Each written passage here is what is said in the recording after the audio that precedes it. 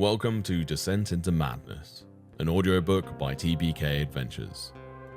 This tale began as a collaborative journey with members of the TeaPK Discord community guiding our nameless wanderer through Myrkyn's temple. Together, they chose paths, weighed decisions, and uncovered secrets hidden within each shadowed step. This is their story.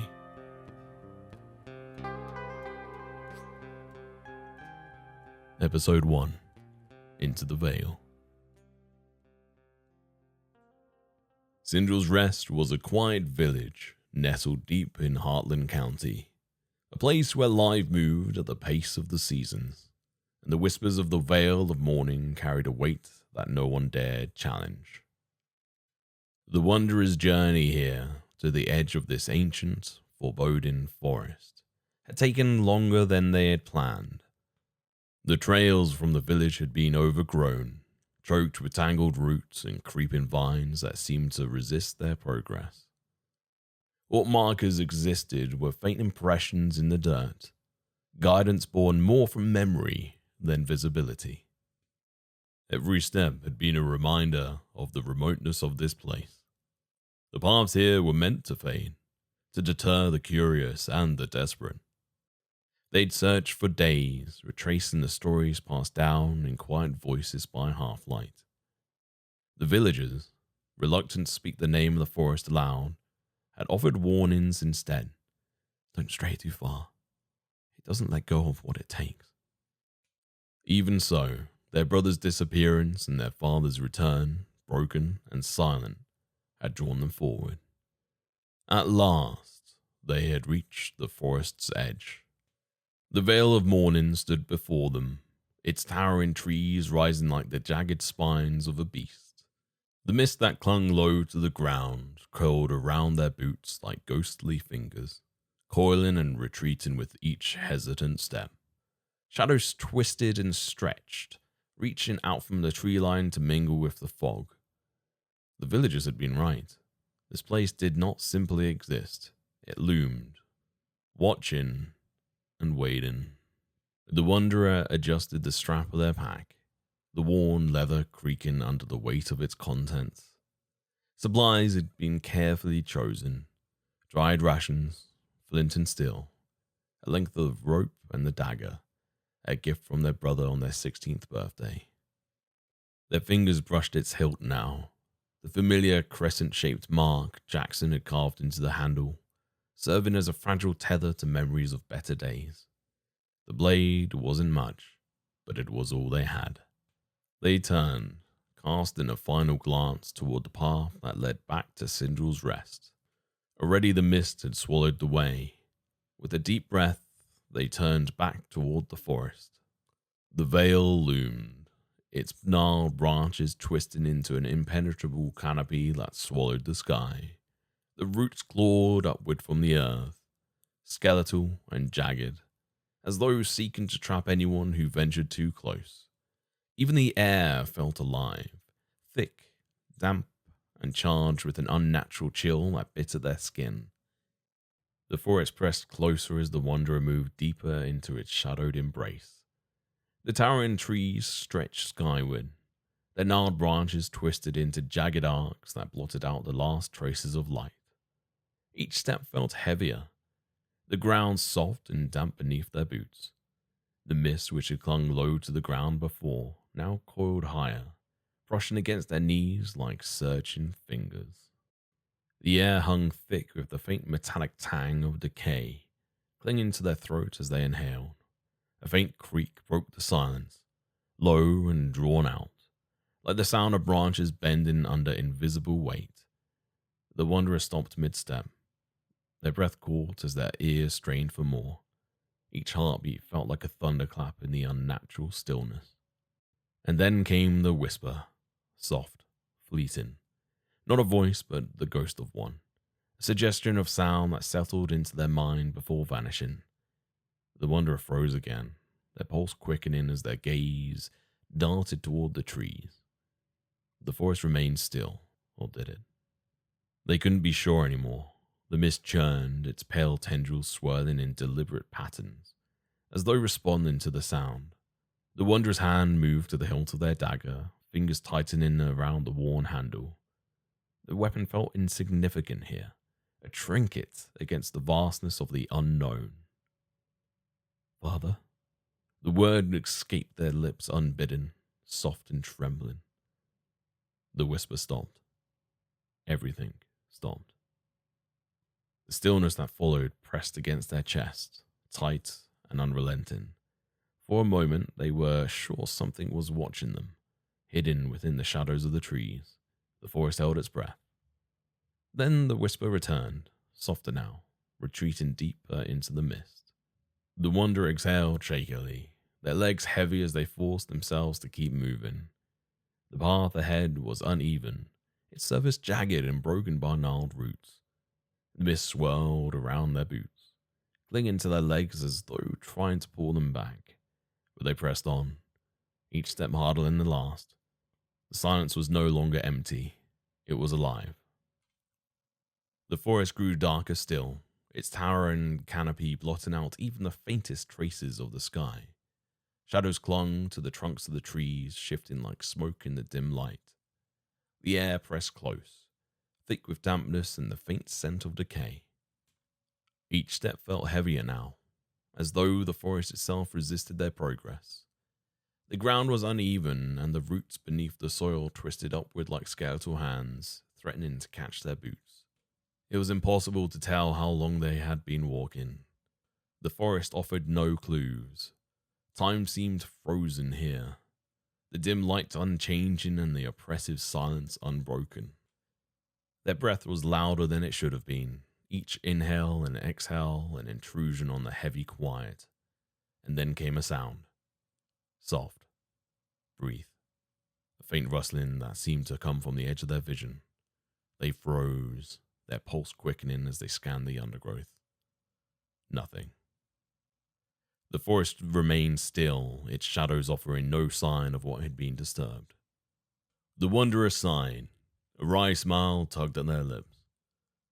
Can't be jumping at everything, they thought to themselves. They shook their heads and moved forward. Their eyes caught something unusual on a nearby tree. At first it appeared to be a simple crack in the bark, but as they leaned closer, the lines revealed themselves as deliberate. The jagged marks spiraled outward, twisted and branching in chaotic patterns. The edges were blackened, as though burned into the wood.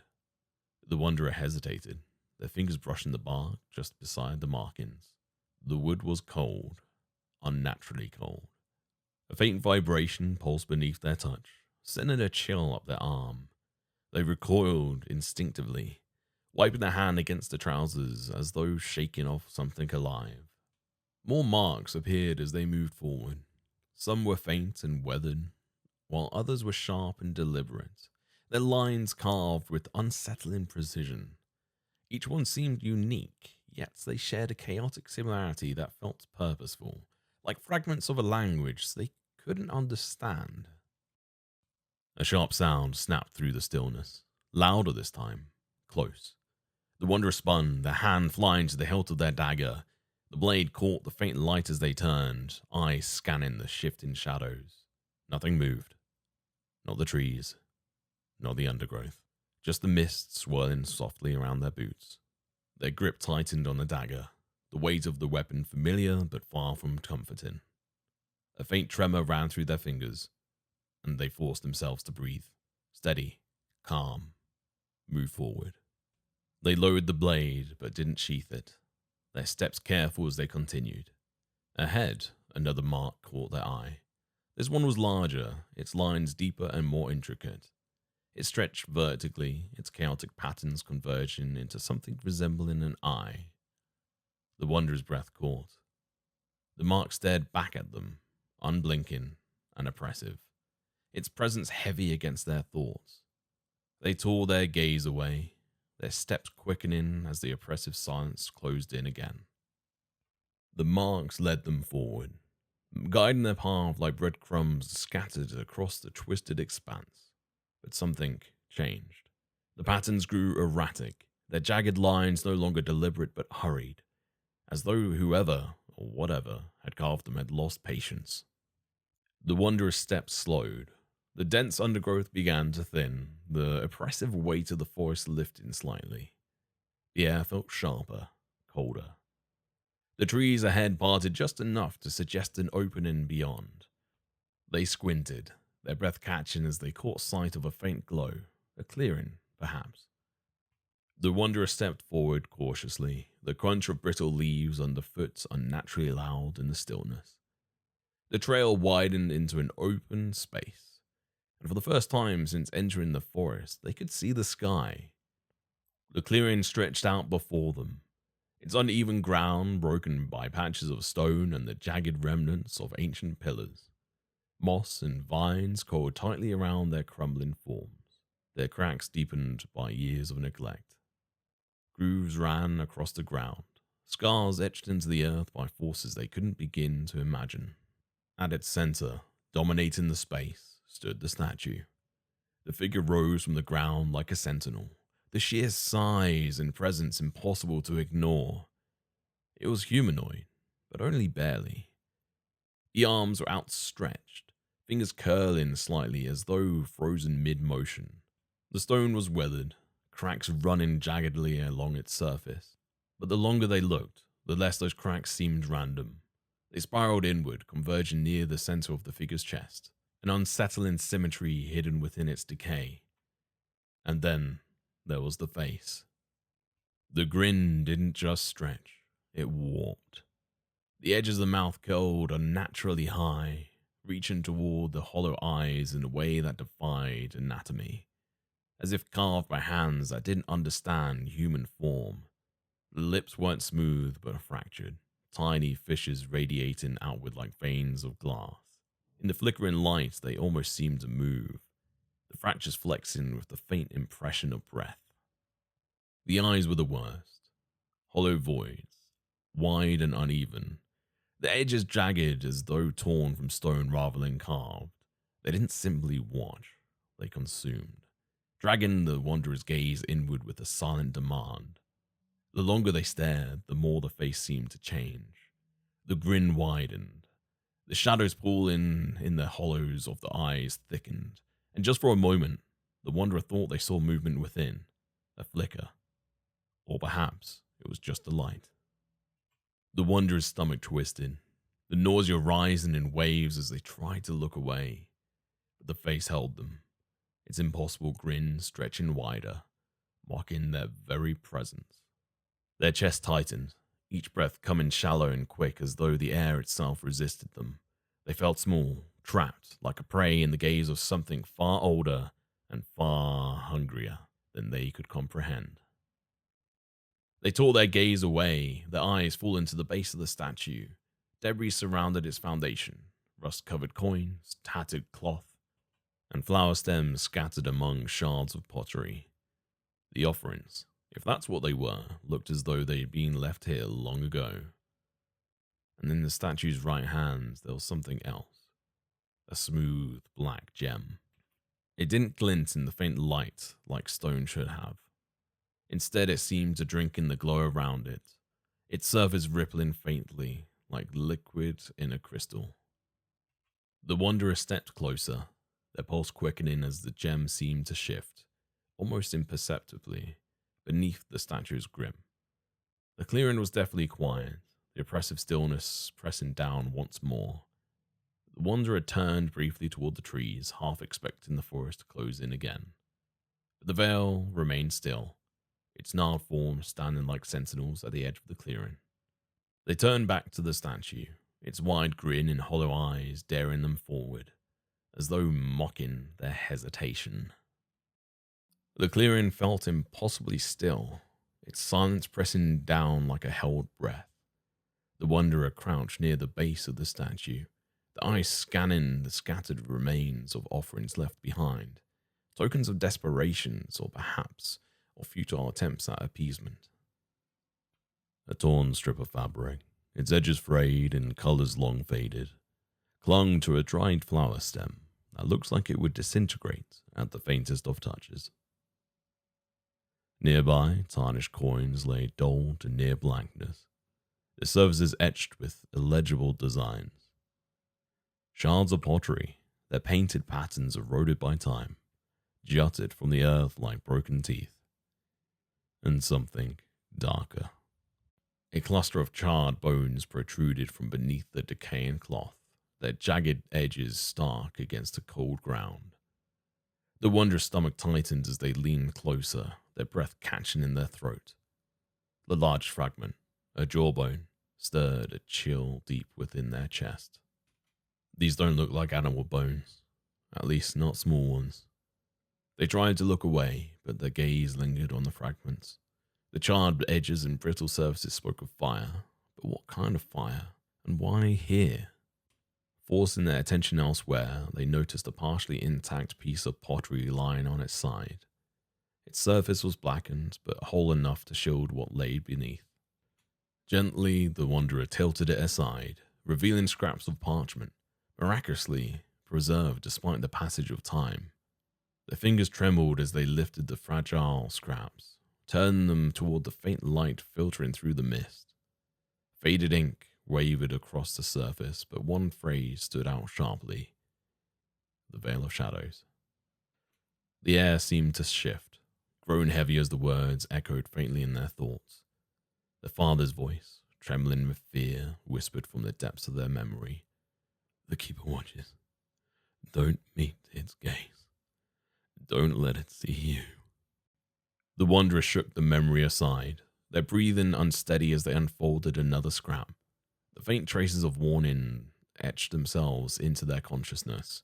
Heed the Keeper's gaze. The phrases clawed at the edges of their understanding, tantalizing and incomplete. They didn't know how, but they understood that this place had been waiting. For them or someone like them. Their father had muttered about shadows and veils in his broken ramblings. He had spoken of a keeper, of something that watched and judged. They dismissed his words as madness, but now, the Wanderer's gaze flickered back to the statue. Its hollow eyes bore into them, unblinking yet alive. That grin, impossibly wide, seemed to stretch with every moment they stared, daring them forward even as it warned them to stay back. Their eyes moved back to the bones, the brittle fragments seeming to hum faintly with the weight of something unseen. Were these offerings too? Were they warnings, remnants of those who failed to heed them? The acrid scent of ash clung to the air, mingling with the damp decay of the forest. The weight of the clearing pressed down, thick and suffocating, as though the forest itself had paused to watch. The Wanderer carefully replaced the scraps of parchment where they had found them, tucking them back beneath the protective pottery shards. The strange phrases circled their mind as they stood slowly, brushing the dirt from their hands. The statue's grin dared them forward, yet warned them to stay back. Something lingered in the clearing, something unseen but unmistakably present. The air felt alive with it. The wind stirred faintly, whispering through the broken offerings, as if urging them to move. The air shifted subtly, a sensation the Wanderer couldn't quite place. It wasn't a chill or the weight of the silence. Those had already settled deep into their bones. This was different. It was as if the clearing itself demanded their attention. Their gaze drifted back to the offerings, scattered around the statue's base. Coins, tarnished and blackened, lay among the remnants of fabric and brittle flower stems. The fragments of pottery jutted at odd angles, their sharp edges catching faint glimmers of light. And then they saw it. At first, it appeared to just be another piece of debris. A dull gleam nestled amid the tattered offerings. But their gaze lingered. They realized it was unlike anything else in the clearing. It was smooth, its edges unnaturally perfect, untouched by the decay that had claimed everything else. The Wanderer crouched, their breath shallow as they brushed away the dirt and debris. The object revealed itself, a circular stone disc, its surface carved with intricate patterns that seemed to spiral inward. At its center was an eye, not just a carving, but a deep void that seemed to drink in the light around it. The longer they looked, the more the eye felt alive, the presence pressing against their thoughts like a weight they couldn't ignore. Surrounding the eye were curling tendrils, etched with such precision that they seemed to move. Some spiraled outward, others twisted abruptly, their ends jagged as though frayed or incomplete. The patterns weren't just carvings, they were deliberate and purposeful, as if they held a secret waiting to be uncovered. The Wanderer turned over the disc, their fingers trembling as they traced the grooves on its reverse side. The back was smoother, but no less intricate. Tiny symbols wove together, their lines so fine they seemed to shift under their gaze. Around the edge of the disc, letters, almost imperceptible, formed a faint inscription. The words were hard to read, their meaning just out of reach, but fragments became clear. The Veil of Shadows, the Keeper's Gaze. The phrases felt like echoes, calling back to the scraps of parchment they had found only moments before. The Wanderer's breath hitched, their pulse quickening as the disc seemed to hum faintly in their hands. It wasn't a sound, not exactly, more like a vibration, a resonance that thrummed against their fingertips. The clearing shifted again, the shadows at its edges stretching closer. The weight of the statue's gaze pressed heavier on their back, and for a fleeting moment they thought they felt the ground tremble beneath their boots. They turned back to the statue, its grin as wide as ever. But now, its hollow eyes seemed deeper, as though they had been waiting for the disc to be found. The Wanderer's fingers tightened around the object, its weight far heavier than it should have been. This wasn't just another offering, it was an anchor, something that tethered this place to forces far beyond their understanding. They swallowed hard, slipping the disc into their bag with trembling hands. Whatever it was, it had been waiting for someone, for them. Every step they took back from the statue felt weighted, as though the clearing itself resisted their retreat. The shadows seemed thicker now, stretching outward from the trees and creeping closer toward the center. The air grew colder, sharp and biting, pressing against their skin like needles. And then it happened. The ground beneath the statue cracked. A sharp splintering sound tore through the oppressive silence, and a jagged fissure snaked outward, splitting the earth in uneven patterns. The tremors grew stronger, the rhythmic pulse now accompanied by a faint hum, not from the disc but from the clearing itself. The Wanderers staggered back, their breath quickening as their eyes locked onto the fractures. The fissures stretched further, splintering like veins across the ground, and they swore they could feel the ground shifting beneath their boots. But then, it was gone. The tremors stopped. The fissures vanished. No cracks, no movement. The ground was whole, as though nothing had ever changed. The Wanderer blinked. Their breath caught in their throat. Had it been real? Had it even happened? They turned their gaze toward the statue, but its face was the same. The grin, impossibly wide, stretched toward hollow, unblinking eyes. Yet somehow it felt more alive now, more knowing. The clearing remained silent, but the weight of its gaze bore down on them harder than before. The Wanderer's fingers tightened around the straps of their pack. They wanted to leave, but the disc felt heavier now, pulling at their thoughts, binding them to this place. Whatever they had seen or imagined, the clearing wasn't finished with them yet. The clearing felt alive now. The mist coiled higher, wrapping around the Wanderer's legs like pale, ghostly chains. The hum returned, soft and rhythmic, vibrating faintly through the earth. It wasn't loud, but it pressed against their chest, thrumming in time with the heartbeat. The brittle offerings scattered near the statue shuddered, coins clinking softly against shards of pottery. The sound broke the stillness like a whisper in a quiet room. The Wanderer froze. Their breath shallow as they stared at the shifting debris. And then came the crack. A sharp, brittle noise shattered the silence like branches snapping underfoot. The Wanderer's head snapped toward the sound, eyes darting across the clearing. It came again, closer this time. Their pulse thundered in their ears as they glanced downward, realizing the source. A long, charred bone, brittle and blackened with age, had splintered under their boot, its jagged edges jutting from the damp earth like broken teeth. They staggered back, their stomach twisting at the sight, This wasn't just any bone. It was too long, too large, humanoid. The mist swirled tighter, curling around the shattered remains as if claiming them. The Wanderer's breath caught, the oppressive hum pressing harder against their chest. They didn't belong here. It was too late to leave. The shadows at the clearing's edge twisted and writhed, their forms stretching like fingers into the mist. The Wanderer turned back to the statue, their pulse quickening. The grin hadn't changed, the hollow eyes hadn't moved, and yet the statue felt closer, its presence heavier. The mist swirled tighter around the statue's base, coiling like tendrils drawn to its unyielding form. The hum deepened, its vibrations coursing through the ground beneath their boots. The Wanderer's hands trembled, their breath quick and shallow as the oppressive weight bore down on them. They felt small, trapped. Every nerve screamed to run, but their legs wouldn't move. For the first time, they noticed the runes carved into the statue's chest, sharp and deliberate, the edges catching in the pale light of the mist. The markings were sharp, chaotic, but arranged with a purpose they couldn't understand. The Wanderer's gaze lingered for a moment before shifting lower to the object clutched in the statue's hand, the gem.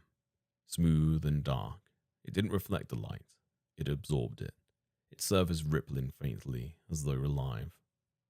The statue loomed in silent stillness, its presence almost suffocating. The Wanderer's chest tightened as the hum reverberated throughout their thoughts. Their mind raced for answers, but every attempt at reason dissolved under the weight of the moment. Despite the dread pooling in their chests, their gaze remained locked on the statue's hollow eyes. They couldn't look away. Their feet moved instinctively. A hesitant step forward, and then another.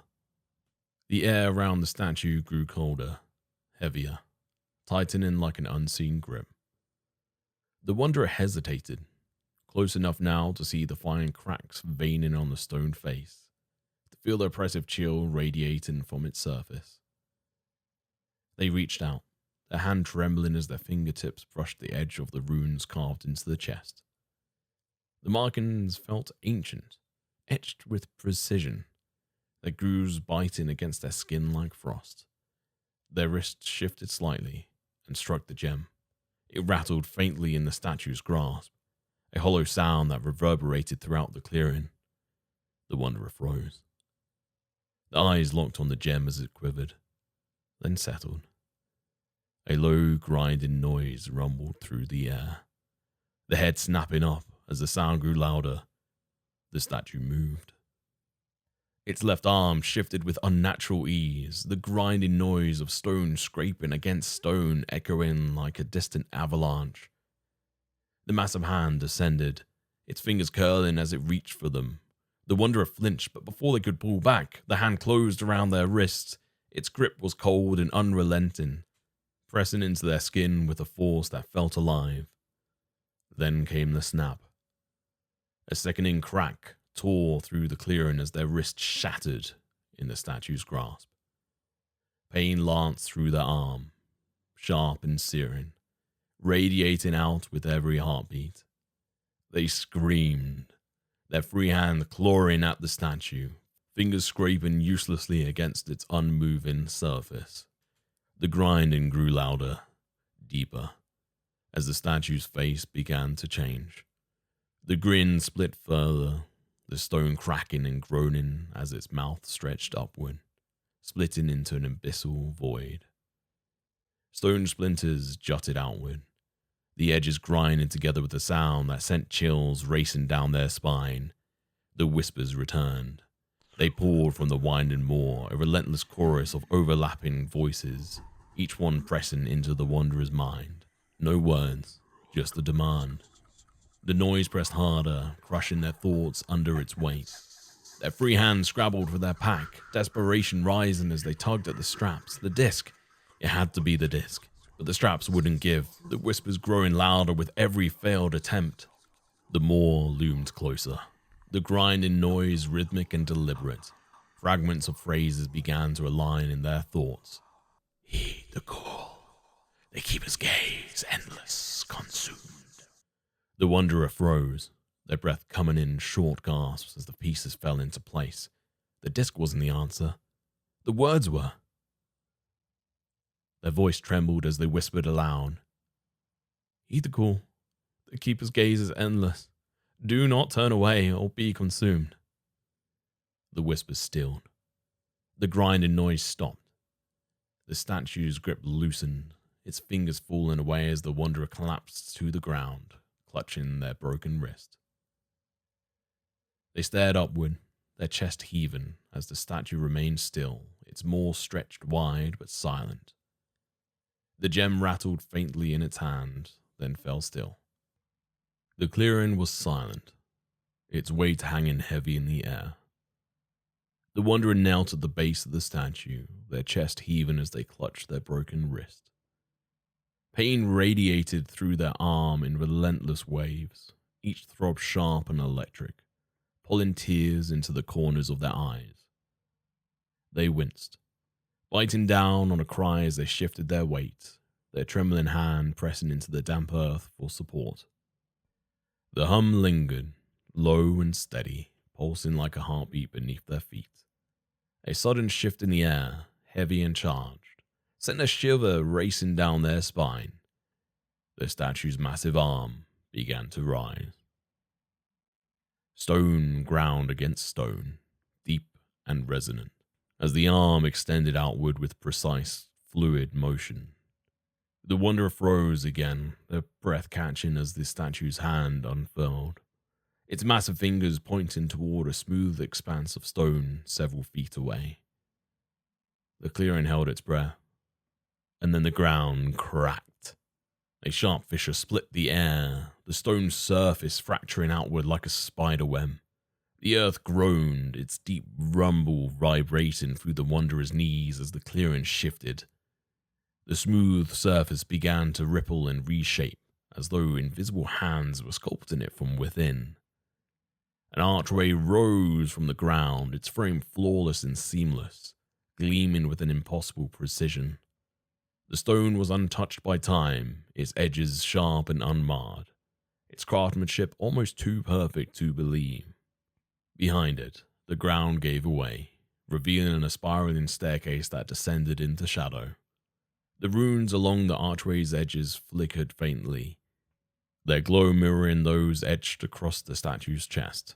Each rune pulsed in time for the hum, casting fragmented light that barely touched the void below.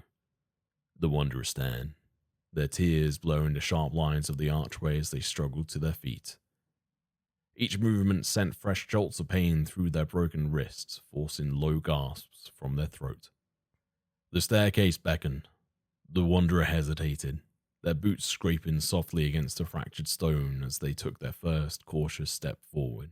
The archway loomed larger as they approached, its smooth frame glowing faintly, its lights drawing them closer. They paused before its threshold, the air thick and still, the hum pressing gently at their back, urging them onward. Their breath caught. A moment of hesitation as they stood on the edge of what lay beyond, and then they stepped through the archway.